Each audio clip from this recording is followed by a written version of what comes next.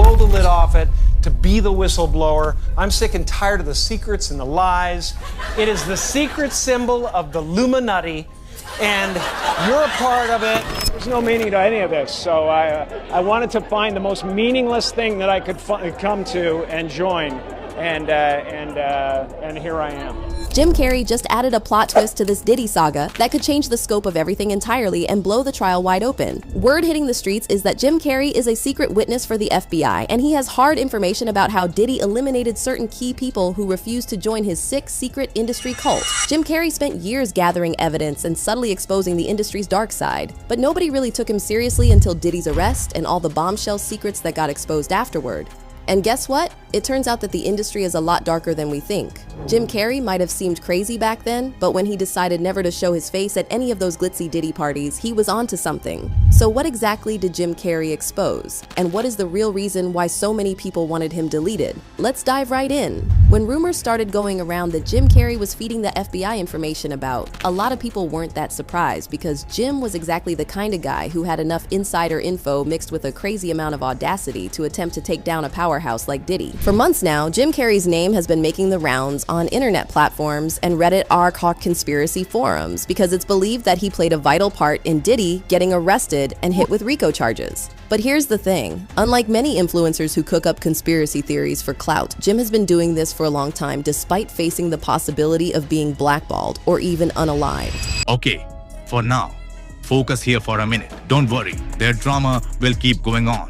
Think a little about yourself too. An Indonesian scientist has uncovered a shocking truth about belly fat, and it has nothing to do with diet or exercise. 95% of people who tried this strange bedtime ritual lost 25 pounds or more. Some even dropped over 50, all while sleeping.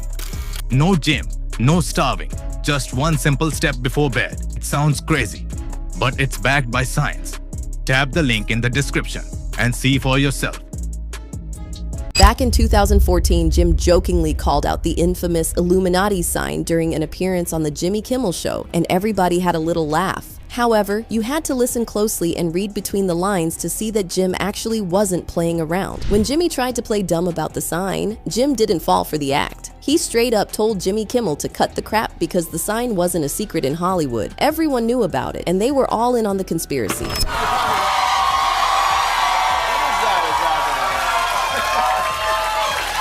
Is that a gang sign? Have you, Oh, like you don't know what it is.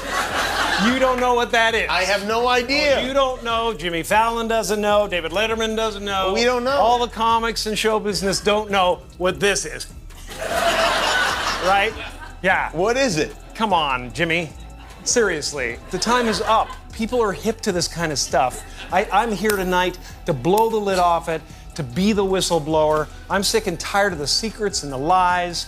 It is the secret symbol of the Illuminati, and you're a part of it, and it is the all-mocking tongue. Oh. I like it. Interestingly, Jimmy didn't really argue much after Jim confronted him with the truth. It also quickly became obvious that Jim wasn't there to play because he made it clear that he was there to expose all the nasty secrets and evil rituals the elites keep buried behind the glitz and glamour. But he didn't stop there. According to Jim, even the government was in on this conspiracy, and they even control the media like puppet masters to hide the truth and distract people from the real issues. The interview then took a darker turn as Jim hinted at naked rituals that powerful people perform in the woods when they make decisions that affect everyone's lives. For years now, talk show hosts, people on television, people in sitcoms have been hired by the government to throw you off the track, to distract you, to make you laugh and stuff like that, make you happy and docile so you don't know what's really going on. You know, when they get out there in the woods in a circle naked and they decide these things, and, you know, and look at him trying to cover it up. It sounds creepy, but very similar to the Bohemian Grove, a top secret club where America's most powerful men go to hang out, let their hair down, and have a good time among their kind, at least on paper. See, the Bohemian Grove isn't just some fancy resort for rich men to get away from their responsibilities for a while. It's a high-tech, highly secured secret ceremony that occurs every year. The location? Somewhere deep in the woods of Monte Rio, California. For 2 weeks, the most powerful men in the country From former US presidents to billionaire CEOs, powerful business moguls, and elite artists gather in the heart of Northern California to essentially misbehave. The club started in 1872 as a small gathering for writers and artists where they could share ideas and mingle without the constraints of societal expectations. However, over the years, it became increasingly exclusive as its roster grew to include the country's wealthiest businessmen and political figures. Some of its past members include Ronald Reagan, Richard Nixon, Preston Hotchkiss, Henry Kissinger, Mark Twain, and Jack London. The one most important rule about the Bohemian Grove is that nothing about business can be discussed for those 2 weeks. The motto is literally, "Weaving spiders come not here," a quote from Shakespeare's A Midsummer Night's Dream, which means they can't talk about serious issues. Of course, this rule isn't really followed, and there have been reports of world-defining decisions and huge business deals being made on the campgrounds. Naturally, the club is invite-only, and get this, the entire 270-acre perimeter is protected by ex-military men equipped with night vision goggles, thermal cameras, motion detectors, and more arms than you can imagine. But that's not even the disturbing part. In 1989, an article by Philip Weiss published in Spy magazine went into detail about the club and described it as the most exclusive frat party on Earth. They carried out a ritual involving the burning of a giant effigy. This ritual is called the cremation of care, and on paper, it's supposed to represent the men burning away all their worries from the outside world, but allegedly it's actually a real ritual involving some sort of sacrifice. During the ritual, the men chant and dance around the fire, creating a very ominous environment. A few priests would be present and wear bright red, blue, and orange hooded robes that might have been designed for the Ku Klux Klan. In 2000, conspiracy theorist Alex Jones snuck in and recorded some of the club's strange rituals, and they're disturbing to say the least. Alex Jones later made a documentary about his experience, and he described some really disturbing plots that these men carry out, including alleged human sacrifice. But guess what? This documentary never really made waves, and Alex Jones was dismissed as a conspiracy theorist. You know, the same way people who try to expose Hollywood are labeled as crazy, conspiracy theorists, or attention seekers. Interestingly, multiple whistleblowers have linked the activities at the Bohemian Grove to some of the ritualistic parties that happen in Hollywood. And yeah, I get it. Satanic rituals and Illuminati accusations in big 2025. That's pushing it. But sadly, this Diddy trial has brought the spotlight onto so many of the industry's dark practices that just cannot be ignored anymore. Whistleblowers like Ali Carter have described extremely graphic scenes from ritualistic Hollywood parties that will leave you shaking in your boots. According to Ali, nothing is off the table at these parties, especially not children, who are usually the main party favors. She once described parties where children are made to do all sorts of disturbing things, like being forced to eat their vomit and being fed laxatives to make them go to the toilet for sick men with coprophilia. She also described scenes where kids are made to hang off of metal bars and have the drained out of them in sick rituals that are supposed to make these celebrities look youthful. Going on with this case, these freak-off parties, they're not freak-off parties. There's a lot that happens. There's life-size wheels that people attach children to and spin it and decide who's having sex in what way. There are so many things. There's body cakes, there's party favors, and I'm talking like, you know how you put up a little birthday bag, like when you go to a birthday party, and before you can leave, you can take one of those little birthday bags off the table, and then there's toys and like all this stuff for coming to the party. Yeah, instead of that, there's children.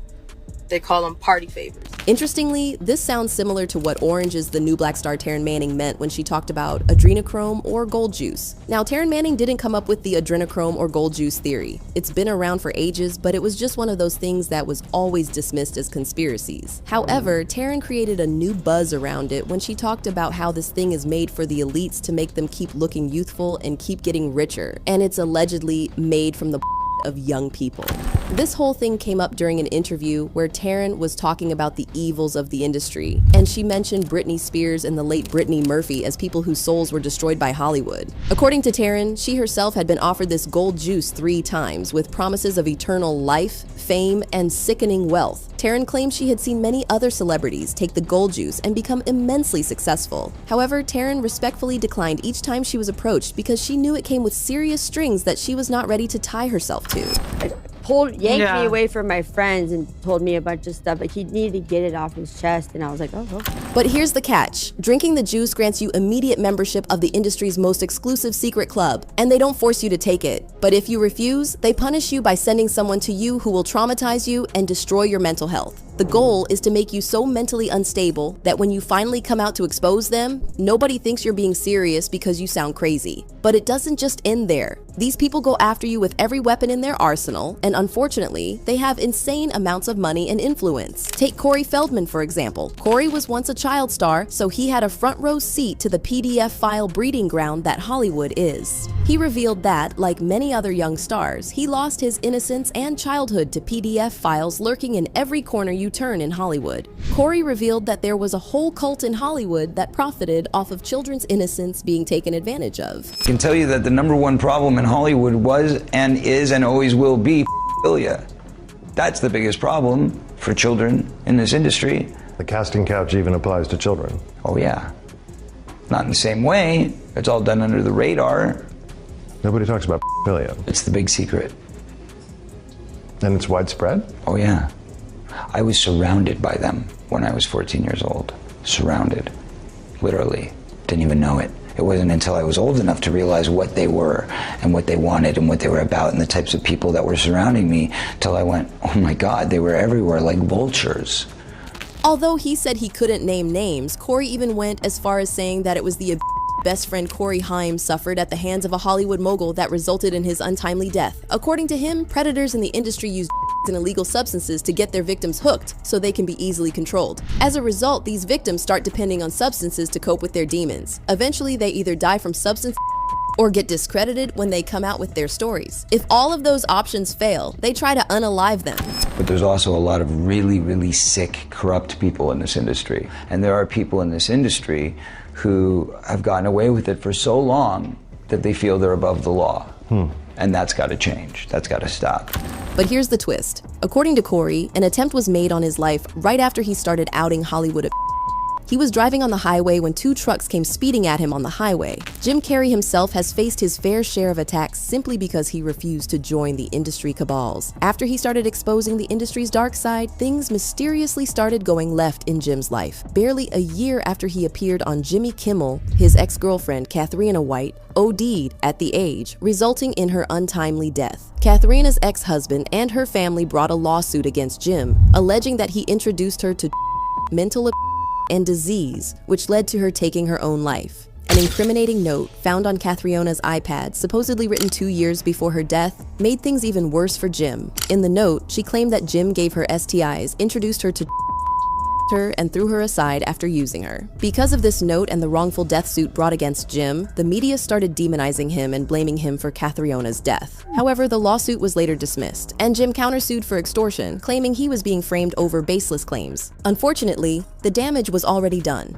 Jim's reputation suffered so badly that his career also started suffering. Although he returned to the acting scene briefly, things were never the same again. Fast forward to 2018, and Jim appeared in an interview with The Hollywood Reporter where he officially explained the reason why he was taking a step back from the entertainment business. According to him, the entire industry was getting increasingly money hungry, and it was taking away the soul from the art. Even though he'd always loved acting, he wasn't enjoying it as he used to because everything had become too predatory and ugly. However, fans suspected that Jim left a lot unsaid in that interview, which left them with more questions than answers. Was Jim being blackballed? How come he went from being the it guy in the movie industry to not appearing on screens anymore? Sure, actors sometimes get screen fatigue and decide to take a step back from it all, but it's not usually because they're on screen one day and completely shelved the next.